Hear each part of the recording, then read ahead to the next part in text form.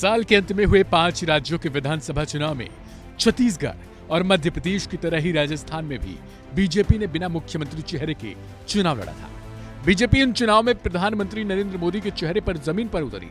राजस्थान में जहां 200 में से 199 सीटों पर वोटिंग में बीजेपी ने जहां शानदार जीत करते हुए 115 सीटों पर जीत हासिल की है, तो ऐसे नतीजों में अब मुख्यमंत्री चेहरे पर सस्पेंस बना हुआ है। लेकिन इस वीडियो में हम आपको बताएंगे कि आखिर मुख्यमंत्री पद की रेस में कौन सबसे आगे निकल गया है। गौरतलब है कि छत्तीसगढ़ में रविवार को सीएम चेहरे का ऐलान हो गया। आदिवासी चेहरा विष्णुदेव साय को सूबे की कमान दी गई। वहीं सोमवार को मध्य प्रदेश के मुख्यमंत्री के नाम पर ऐलान हो गया। बीजेपी ने सबको चौंकाते हुए मोहन यादव को मध्य प्रदेश का अगला मुख्यमंत्री घोषित किया है। ऐसे में राजस्थान का मुख्यमंत्री कौन हो सकता है? हालांकि अभी भी सस्पेंस जारी है। माना जा रहा है कि आज जयपुर में राजस्थान बीजेपी विधायक दल की बैठक के बाद सूबे में सीएम चेहरे के ऐलान हो जाएगा। लेकिन एक बात तो लगभग साफ है कि बीजेपी आलाकमान किसी नए चेहरे पर ही दाव लगा सकता है और यह ऐसे लोगों को सीएम पद दिया जा रहा है ताकि बीजेपी के कोर वोटरों की बजाय उन पर निशाना साधा जाए। बता दें कि राजस्थान में नए मुख्यमंत्री की घोषणा आज हो सकती है। शाम 4 बजे भाजपा विधायक दल की बैठक जयपुर स्थित प्रदेश मुख्यालय में होनी है। विधायकों को प्रदेश मुख्यालय बुलाया गया है। दोपहर में भोजन के बाद शाम 4 बजे बैठक होगी। रक्षा मंत्री राजनाथ सिंह, विनोद तावड़े और सरोज पांडे पर्यवेक्षक के रूप में बैठक में मौजूद होंगे।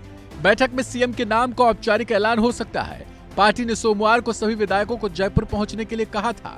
उधर सोमवार को कई विधायकों ने पूर्व मुख्यमंत्री वसुंधरा राजे से भी मुलाकात की थी। छत्तीसगढ़ में आदिवासी, मध्य प्रदेश में ओबीसी वर्ग का सीएम बनने के बाद अब राजस्थान में सामान्य वर्ग का सीएम बनाए जाने की अटकलें लगाई जा रही हैं। राज्य में वसुंधरा राजे के साथ बालकनाथ योगी, गजेंद्र सिंह शेखावत, दया कुमारी, अश्विनी वैष्णव के नाम सीएम पद की रेस में शामिल है। पूर्व नेता प्रतिपक्ष राजेंद्र राठौड़ ने वसुंधरा का नाम लिए बिना उन पर निशाना साधते हुए कहा कि पार्टी को प्रधानमंत्री नरेंद्र मोदी के चेहरे पर वोट मिले हैं। कोई मुगालते में जरूर रह सकता है, लेकिन विधायकों को बुलाना और समर्थन के लिए कहना भाजपा की संस्कृति में नहीं है। वरिष्ठ नेता किरोड़ी लाल मीणा ने कहा कि लॉबिंग से नहीं, केंद्रीय नेतृत्व के विश्वास से सीएम तय होगा। सुनवाते हैं आपको किरोड़ी लाल मीणा ने आखिर वसुंधरा राजे को लेकर क्या कुछ कहा। वो देखो, मैं इस बारे में नहीं समझता कौन सा चेहरा अच्छा है, पर हमारे पास कॉम्पिटेंट चेहरों की कमी नहीं है। उनमें से आप मीडिया वाले चलाते रहते हैं, 8-10 चेहरे हैं, तो उनमें से जो भी सेंट्रल पार्लियामेंट बोर्ड या मोदी जी तय करेंगे सबको स्वीकार्य है। उनकी अगुवाई में काम करेंगे, राजस्थान को आगे ले जाएंगे। बीच में विपक्ष के लोग, खासतौर पर अशोक गहलोत जी ने आरोप लगाया था कि भाजपा में फूट है, चेहरा तय नहीं हो पा रहा, इतना समय लगा रहे हैं। आप 2008 में जाओ, जब हम उसमें थे, दूसरे मतलब पार्टी से बाहर थे, तो हम 6 विधायक जीत के आए थे, जिसमें गोलमा भी थी, प्रसादी लाल जी भी थे। आप गहलोत साहब से जाके पूछो, तब 17 दिन लगे थे चेहरा तय करने में। तो ये तो समय लग जाता है। कोई ऐसा नहीं है कि हमारे कोई झंझट हो, कोई पेच फंसा हो, कोई बाड़ेबंदी हो रही हो, कोई बगावत हो रही हो। ये संभव ही नहीं है भारतीय जनता पार्टी में। तो उनके वहीं संभव है जो बाड़ाबंदी उनको करनी पड़ी 2-2 बार। बागी भी उनके पार्टी में 19-20 लोग हो गए थे। किरोड़ी लाल जी, आपका नाम उन नेताओं में आता है जो धरातल पर उतरकर लगातार संघर्ष करते हैं। कई मुद्दे आपने राजस्थान में उड़ाए, जो पूर्ववर्ती सरकार थी अशोक गहलोत की।